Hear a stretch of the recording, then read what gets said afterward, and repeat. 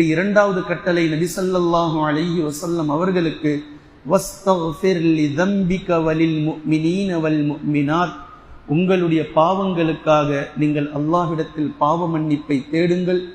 முஃமினான ஆண்களுக்காகவும் பாவ மன்னிப்பை தேடுங்கள், முஃமினத்தான பெண்களுக்காகவும் அல்லாஹ்விடத்திலே பாவ மன்னிப்பை தேடுங்கள் என்று அல்லாஹு தஆலா சொல்வதின் மூலம் இந்த உலகத்தில் அல்லாஹ்வை தவிர தூயவர்கள் யாரும் இல்லை, அல்லாஹ்வை தவிர பரிசுத்தமானவர்கள் யாரும் இல்லை,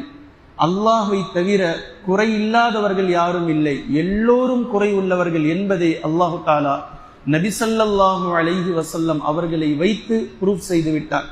நபி ஸல்லல்லாஹு அலைஹி வஸல்லம் அவர்களை பற்றி ஆயிஷா ரலியல்லாஹு அன்ஹா அவர்கள் அறிவிக்கிறார்கள், நபி ஸல்லல்லாஹு அலைஹி வஸல்லம் அவர்களுடைய கடைசி காலம் சூரத்துன் நஸ்ர் இறங்கியதற்கு பின்னால் இதே தௌபாவினுடைய வாக்கியத்தை இஸ்திக்ஃபாருடைய விஷயம்